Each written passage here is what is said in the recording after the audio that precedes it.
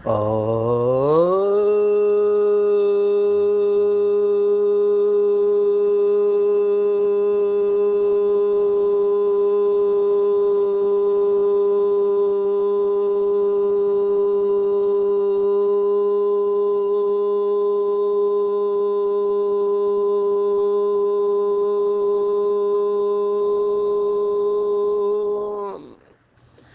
Shanti.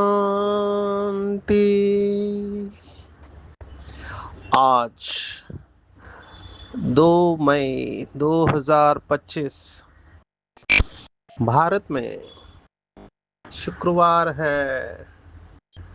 Today is 2 May 2025 and it's Friday in Bharat.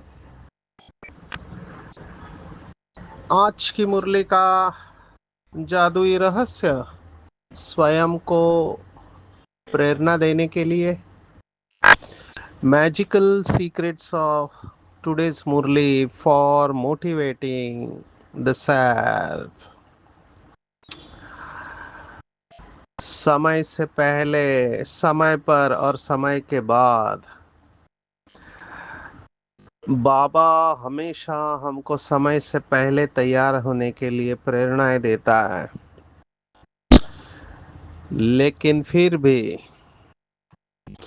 कुछ बाबा के बच्चे अलबेलेपन में, आलस्य में चलते हैं और फिर लास्ट में पश्चाताप करेंगे। ये सब बातें बाबा ने बता दी है। आज की मुरली बाबा अंतिम समय के पुरुषार्थ और उसमें आने वाले विघ्न उसके बारे में बताते हैं।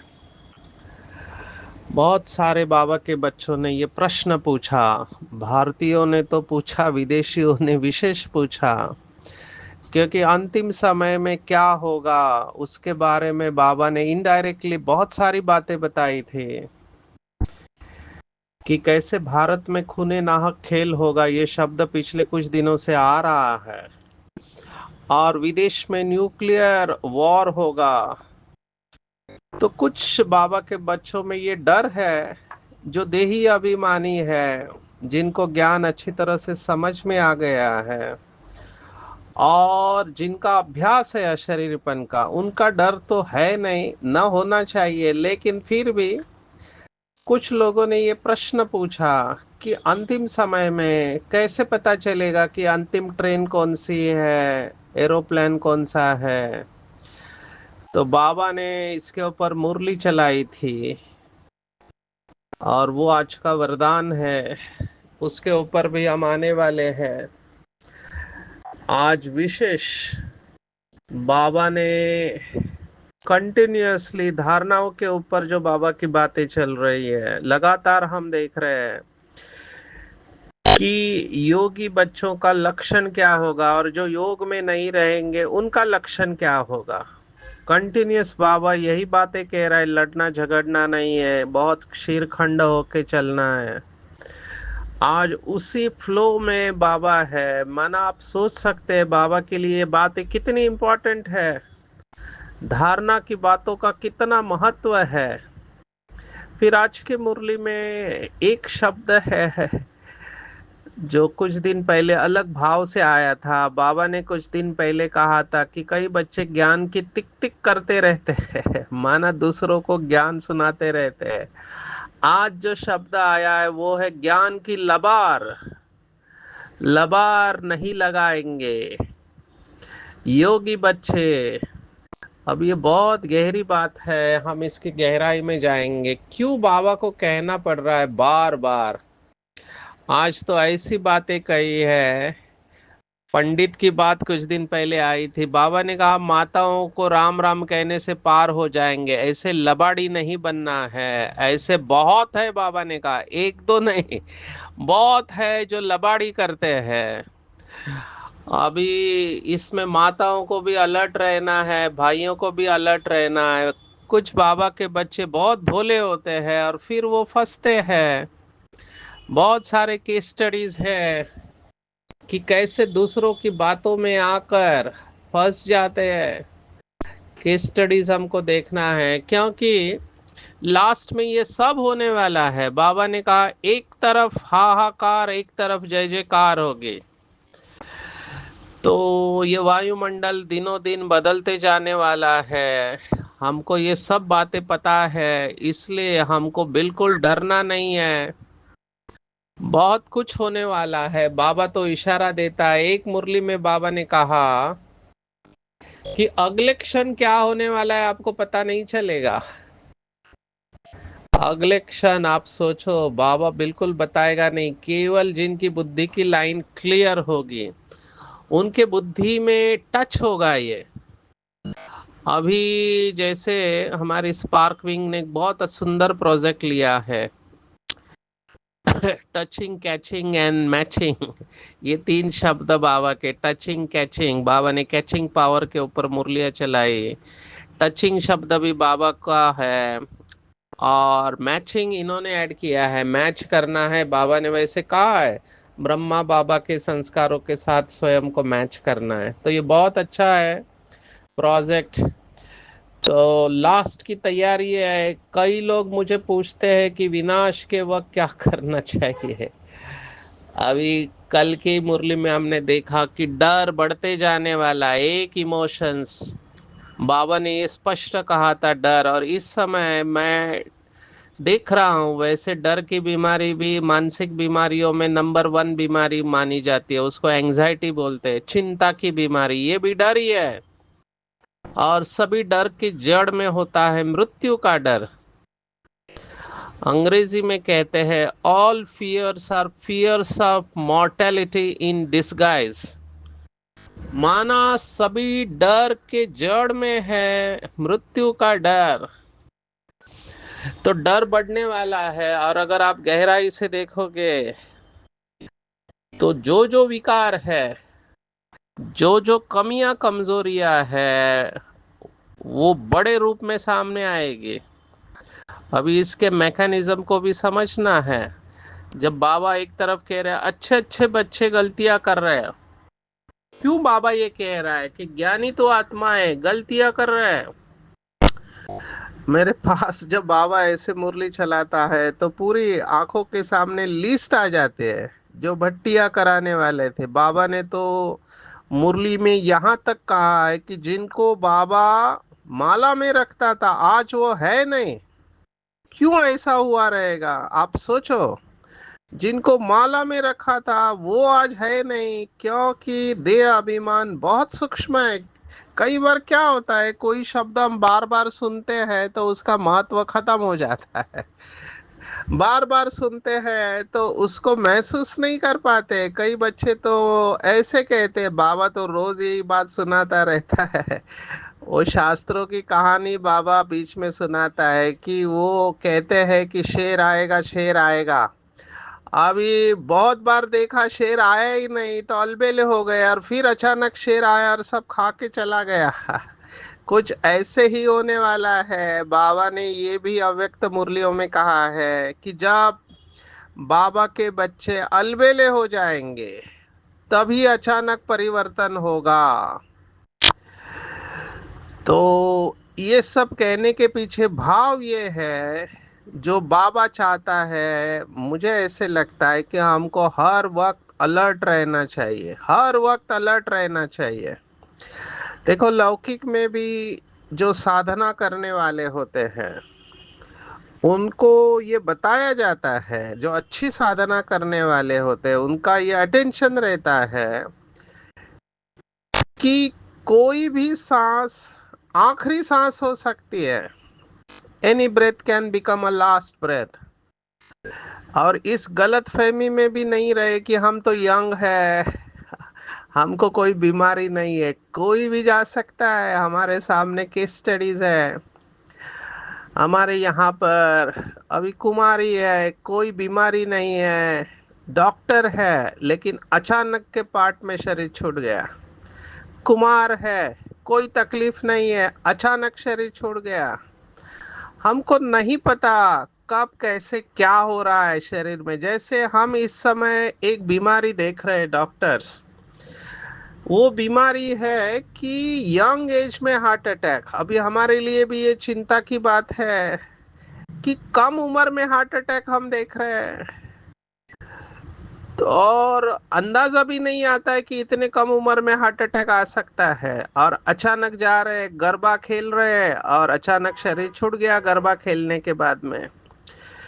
तो जो बाबा कहता है कि मौत का तांडव, तो ये सब बातें होने वाली है। तो इस गलतफहमी में नहीं रहे। स्पिरिचुअल लोग, आध्यात्मिक साधना करने वाले हमेशा तैयार रहते हैं। बाबा के तीन शब्द अभी बहुत रेलेवेंट है कि अचानक, एवर रेडी और बहुत काल का अभ्यास। जो भी होगा अचानक होगा। हमको हमेशा एवर रेडी रहना है और बहुत काल का अभ्यास होना चाहिए। आप सोचेंगे लास्ट में हम कर लेंगे, लास्ट में बहुत वैराग्य होगा। आप देखो, ये कोविड आके गया, कोविड के वक्त कितने लोगों को वैराग्य आया, लेकिन फिर क्या हुआ? अभी वापिस आ गए, वो वैराग्य की स्टेज मेंटेन नहीं कर पाते। तो परिस्थिति से अगर वैराग्य आता है तो उसे शमशानी वैराग्य कहते हैं, या परिस्थिति जन्य वैराग्य। जो सच्चे तपस्वी है उनका परिस्थिति जन्य वैराग्य नहीं रहता है, उनका वैराग्य नेचुरल रहता है। वो आत्मा की स्टेज है अंदर से। अभी मैं कई बार ये बुद्ध का अनुभव सुनाता हूँ। देखो, उसे किसी चीज की कमी नहीं थी, राजा का बेटा था। दुख क्या है ये पता नहीं, मृत्यु देखा नहीं था, बीमार व्यक्ति को देखा या मृत्यु को देखा, तो उसके अंदर संकल्प चला कि इसके बाद क्या। अभी मृत्यु हम लोग भी देखते हैं, बीमार व्यक्ति भी हम देखते हैं, लेकिन हमको अंदर से वैराग्य नहीं आता है। लेकिन एक व्यक्ति को वैराग्य आया, उसने अपने पत्नी को छोड़ा, यशोदा, छोटे बेटे को छोड़ा और जंगल में चला गया सत्य जानने के लिए। आप सोचो, 5 साल कड़ी साधना की, उसके बाद भी कुछ नहीं हुआ। फिर आखिर में ठान लिया एक पेड़ के नीचे बैठ के कि अगर अभी मुझे नहीं अनुभव हुआ तो यहीं पे मैं शरीर छोड़ दूंगा। तो वो टिपिंग पॉइंट आता है लाइफ में। और उस समय ड्रामा प्लान अनुसार बुद्ध की आत्मा ने ऊपर से प्रवेश किया गौतम के शरीर में। हम ये सब जानते हैं। मैं ये कहानी सुनकर अपने से बात करता हूँ कि क्या मेरा ऐसी अवस्था है। ये मैं क्यों कह रहा हूँ, क्योंकि आज की मुरली का पहली बात यही है कि एकांत में बैठ अपने साथ बात करो। क्या बात करो? हमने इसके ऊपर पहले भी सेशन लिया हुआ है। Self talk. सेल्फ टॉक माना खुद से बातें करते रहना चाहिए। खुद से बातें करते रहना चाहिए कि मैं कौन, मेरा कौन, जो दादी कहती है, और मुझे क्या करना है। अपने साथ अलग अलग प्रकार से प्रश्न पूछो कि मैं क्यों बाबा के पास आया हूँ, क्यों मैं बाबा के श्रीमत पर चल रहा हूँ, क्यों मैं अमृत वेला उठता हूँ, क्यों मैं बाहर की चीजें नहीं खाता हूँ, क्यों मैं पवित्रता को धारण किए हूँ। अपने साथ बात करो। मैं चाहता था तो पुरानी दुनिया में रह सकता था, जैसे लोग इस समय है, इंद्रिय सुखों में लिप्त है। मैं भी जी सकता था। तो मैं क्या कर रहा हूँ, मैं क्यों आया हूँ बाबा के पास, और मेरे कर्म क्या है। जबकि बाबा लगातार कह रहा है कि ज्ञान समझना समझाना बहुत इजी है, ये तो छोटा बच्चा भी समझा सकता है। योग की सब्जेक्ट बहुत इंपॉर्टेंट है। बगैर योग बल के, जैसे कल हमने देखा, कर्मेंद्रिया वश नहीं हो सकते, संस्कार परिवर्तन हो नहीं सकते, ये पता है। तो फिर मैं योग का चार्ट क्यों नहीं रख रहा हूँ? अपने साथ बातें करना चाहिए और अपने को वैराग्य की स्टेज में लेकर जाना चाहिए। ऐसे ही नहीं आएगा। जैसे वो देखो, सबकॉन्शियस माइंड का ट्रेनर होता है, वो कहते हैं कि हमारा मन में अगर आपने पॉजिटिव विचार नहीं डाले, तो जैसे आजकल की जमीन के ऊपर आपने अच्छा बीज नहीं डाला तो घास ही आएगा, ऐसे ही हमने अगर ऐसे पवित्र विचार अपने मन के अंदर नहीं डाले तो माया बैठी है आपको छोड़ेगी नहीं। वो व्यर्थ और नेगेटिव विचार आने ही है, आप कुछ कर नहीं सकते। देखो, एक पहलगाम में हुआ, जो भी ड्रामा प्लान अनुसार हुआ, कितने लोगों के संकल्प चल रहे हैं। बाबा के बच्चे तो त्रिकालदर्शी है, हमको पहले से ही पता है, तो हमारा तो इमीडिएटली फुल स्टॉप लगना चाहिए। कितने संकल्प चला रहे हैं। अच्छा ठीक है, आप इतने संकल्प चला रहे हैं, आपका बॉर्डर पे जाके कोई रोल है क्या? नहीं है हमारा रोल। हमको मोरल सपोर्ट देना है लोगों को। हमको हमारा रोल डिफाइन करना है कि हमारा रोल है लोगों को शक्ति देना, लोगों को एक साथ लेकर चलना।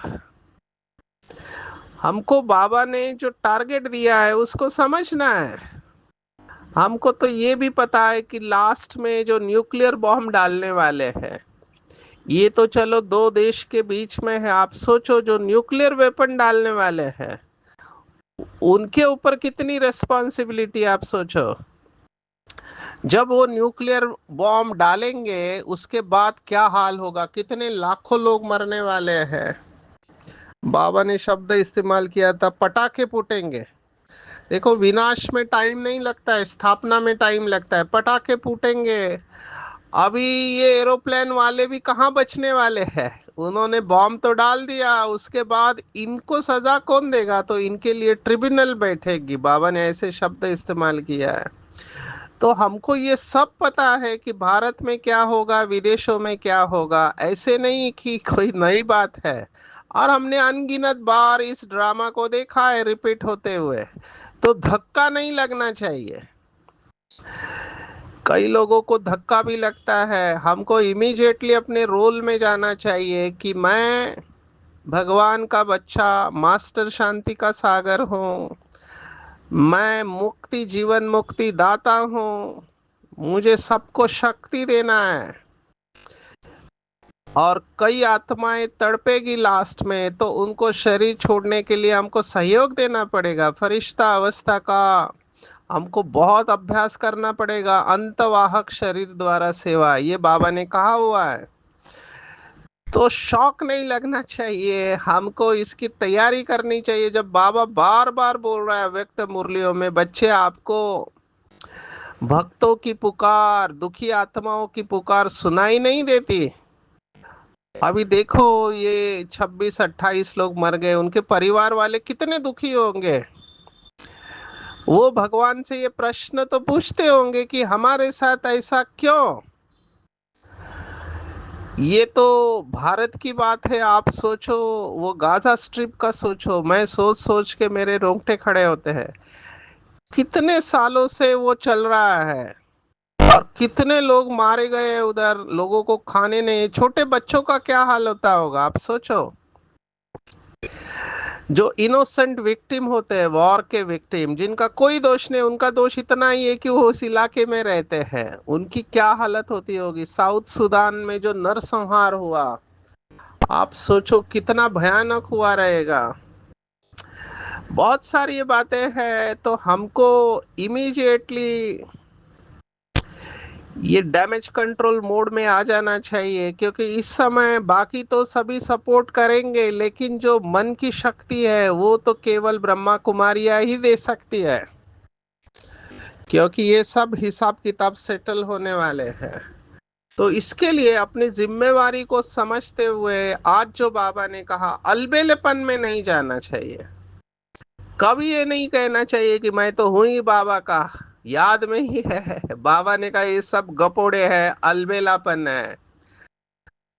बाबा ने कहा ये लबार नहीं लगाएंगे ज्ञान की कि हम तो है ही बाबा के, बाबा की याद नहीं तो कौन है। अभी मुझे बहुत वंडर लगता है। देखो, समर्पित भाई बहने और गृहस्थ में रहने वाले भाई बहने, दोनों की अपनी अपनी जिम्मेवारी है। वैसे देखा जाए तो समर्पित भाई बहनों को पूरा चांस है, क्योंकि सेंटर पे रहते हैं, कंटिन्यूअस बाबा सामने है, और रोल ही है कि मुरली सुनाना, सेवा करना, योग कराना, तो बहुत बड़ा चांस है। लेकिन मैं अभी देख रहा हूँ गृहस्थी वाले भी कम नहीं है, जिनका जीवन में लक्ष्य है ऊंच पद पाने का, तो वो भी कितना श्रेष्ठ पुरुषार्थ कर रहे हैं। एक एक के मैं अनुभव सुनता हूँ तो दंग हो जाता हूँ।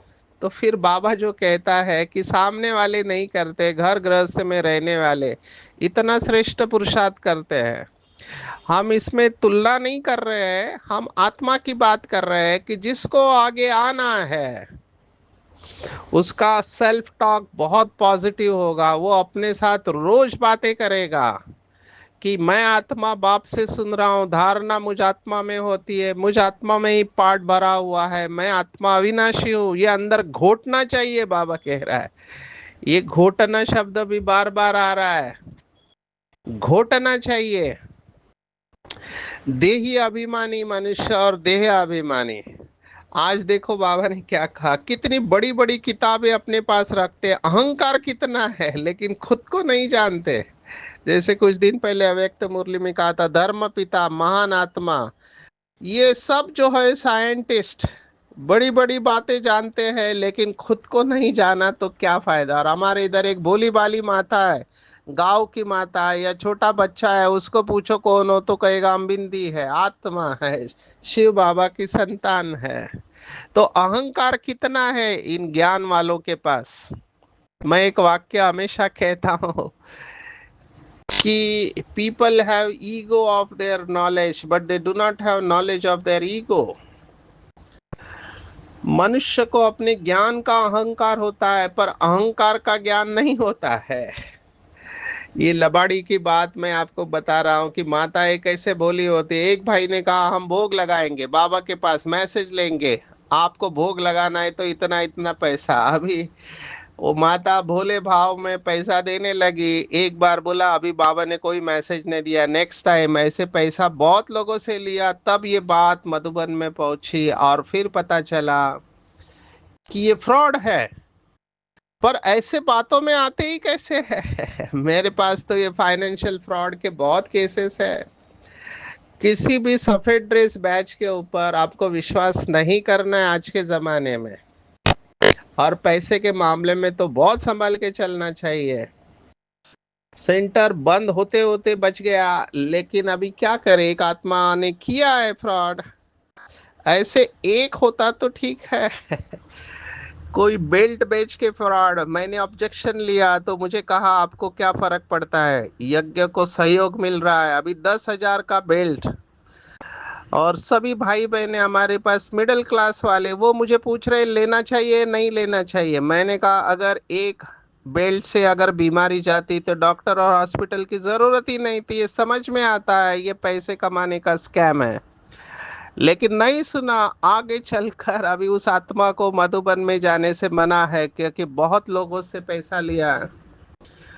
अभी ये क्यों होता है, क्योंकि भोले होते हैं, बातों में आ जाते हैं। तो मैं इन मीठा बोलने वालों से अलर्ट रहने को कहता हूँ।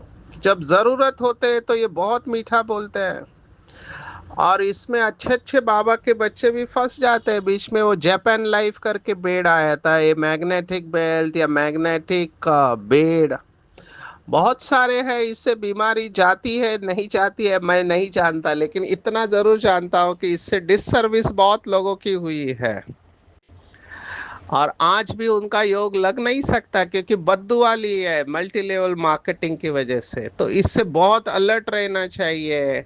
जब हमको पता है कि ड्रामा लास्ट फेज में है, तो मनुष्य के अंदर के विकार बाहर आएंगे। अगर काम विकार होगा तो वो भी बाहर आएगा, क्रोध होगा वो बाहर आएगा, लोभ होगा तो वो अति में आएगा, मोह होगा वो भी परेशान करेगा, अहंकार तो है ही है। तो बहुत अलर्ट रहना चाहिए। मैं उस बाबा के बच्चे को बहुत भाग्यवान समझता हूँ जो कम से कम चीजों में संतुष्ट है, कम से कम चीजों में संतुष्ट है। क्योंकि ये दिल मांगे मोर बीमारी है, ये कभी संतुष्ट होने नहीं देंगी और काम विकार पहले असंतुष्ट करेगा। ये जितने भी वीडियो चल रहे यूट्यूब के ऊपर अगेंस्ट ब्रह्मा कुमारी, ये असंतुष्ट आत्माएं हैं। एक्सपेक्टेशंस थे, पूर्ण नहीं हुए, या जो भी ऊपर नीचे हुआ, अभी ये बदला लेने के मोड में है। तो बदला लेने की कोशिश कर रहे हैं, पर इससे कुछ नहीं होगा। बहुत लोगों ने यज्ञ में विघ्न डाले, लेकिन बाबा की सेवा तो बढ़ते ही जा रही है, उल्टा इसमें नंबर बन रहे हैं। तो अपने को बहुत संभालना है। ऐसे नाजुक समय पर बुद्धि बहुत शार्प चाहिए। सामने वाला कौन से इंटेंशन से आपके पास आया है, ये आपको पता होना चाहिए। बाबा कह रहा है गरीबों के लिए तो बहुत सहज है, साहूकारों के तो लफड़े बहुत है। अभी ये लफड़ा शब्द भी बाबा ने इस्तेमाल किया है। साहूकारों के बहुत लफड़े हैं। इस समय मनुष्य जानवर से भी बदतर है। भगवान वाच, माया के राज्य में कितनी दुर्दशा है। अभी अनुभवी मूर्त आपके सामने दिखाई देंगे। भल कहते थे आत्मा मूल वतन में निवास करते, परंतु अनुभव से नहीं कहते हैं। तो हम जो भी कहे वो अनुभव के साथ कहे। बहुतों का योग बिल्कुल है नहीं। ऊपर बाबा ने लफड़ा शब्द इस्तेमाल किया, अभी कह रहा है देह अभिमान के कारण फिर मिस्टेक्स भी बहुत होती है, माना गलतियां होती है। मेरे पास तो क्या बताऊं मैं आपको, क्योंकि अगर ओपन किया तो बिचारों की बदनामी हो जाएंगी। इसलिए हम जनरल कहते हैं कि आपको बहुत अलर्ट होके चलना चाहिए। और फिर से कह रहा हूँ, कम से कम चीज़ों के ऊपर डिपेंडेंट रहो, और जितना हो सके दूसरों से धन का ट्रांसैक्शन बहुत संभाल के चलना चाहिए, किसी के साथ भी, क्योंकि फंसने के चांसेस है। तो बहुत अलर्ट होके चलना चाहिए। कहीं पर भी फंसने के चांसेस है, वहां से डिटैच होना चाहिए। अगर गलती होती है तो बाबा ने कहा बाबा को बताओ, बाप को रिपोर्ट करेंगे, हमसे ये भूल हुई, क्षमा करना। छिपाना नहीं है बाबा से। छिपाएंगे तो बीमारी बढ़ेगी। ये रिद्धि सिद्धियों से भी बहुत संभाल के रहना है, क्योंकि ये लोग भी आ गए हैं अभी। अभी लोगों को क्या लगता है कि रिद्धि सिद्धि वाले मेरा प्रॉब्लम सॉल्व करेंगे, लेकिन यहाँ पर भी फंस सकते हैं। मनुष्य कितना झूठ में फंसे रहते हैं। बाबा कहते हैं गपड़ों से बच के रहना है, सवेरे उठ के बाबा को याद करना है। देखो बाबा ने आज फिर से कहा ब्रह्मा की व तुम्हारी कोई महिमा नहीं है, बाबा ना आता तो तुम भी क्या करते। ये भी बहुत इंपॉर्टेंट पॉइंट है। कई लोग बाबा के मुरली का नॉलेज ऐसे सुनाते जैसे अपने जेब से सुना रहे है बाबा का, और कहते हैं कि मैं सुना रहा हूँ। जैसे एक भाई है, वो ओशो की सब कहानियां अपने नाम पे सुना देता है। तो किसी और का नॉलेज है। अहंकार से बहुत बच के रहना चाहिए। जितना अहंकार आएगा पतन निश्चित है। जो पुरुषार्थी बच्चे हैं इसमें खुश नहीं होंगे कि हमने ज्ञान बहुत अच्छा सुना है, साथ में योग और मैनर्स भी चाहिए, किसी को दुख नहीं देना है। ऐसे नहीं सोचना है ड्रामा में होगा तो मिलेगा, नहीं। उल्टी चलन नहीं चलना है, एक बाप से सुनना है, बाकी किसी की ग्लानी की बातें सुनना नहीं है। बाबा ने हमको त्रिकालदर्शी, त्रिनेत्री और त्रिलोकी नाथ बनाया है। वायरलेस सेट को अच्छा रखना है। दुनिया में वायरलेस सेट होता है, यहाँ पर है वॉइसलेस का सेट।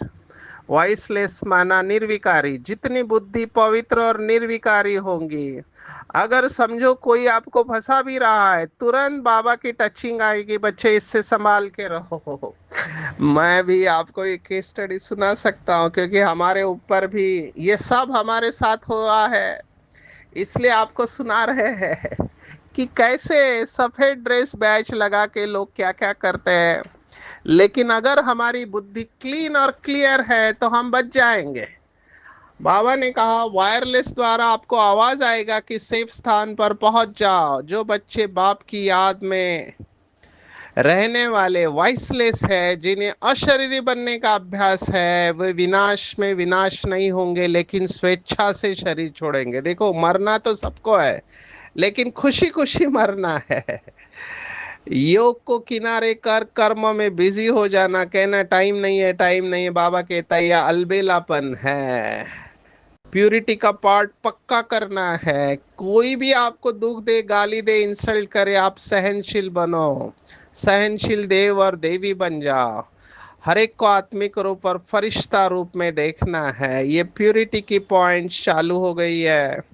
आज की पूरी मुरली में टेक होम अगर आप पूछो, अलबेलेपन में नहीं रहना है, गपोड़े नहीं लगाने, हम है ही बाबा के, और ज्ञान की लबार नहीं लगानी है, योग का चार्ट रखना है, एकांत में खुद के साथ बात करना है, किसी को धोखा नहीं देना है, अंतर्मुखी बनना है, और वायरलेस सेट द्वारा विनाश काल में अंतिम डायरेक्शंस को कैच करने वाले वॉइसलेस बनना है। कभी भी बिजी है ये बहाना नहीं देना, ये अलबेलापन है। और प्यूरिटी की रॉयल्टी अर्थात एक व्रता बनना है, एक बाप दूसरा न कोई। संपूर्ण पवित्रता का पाठ पक्का करना है, आत्मिक दृष्टि फरिश्ता रूप में देखना है, किसी को भी दुख देना नहीं है। अगर कोई देता है आपको, तो आप सहनशीलता के देवी और देव बन जाना है। अच्छा, ओम शांति।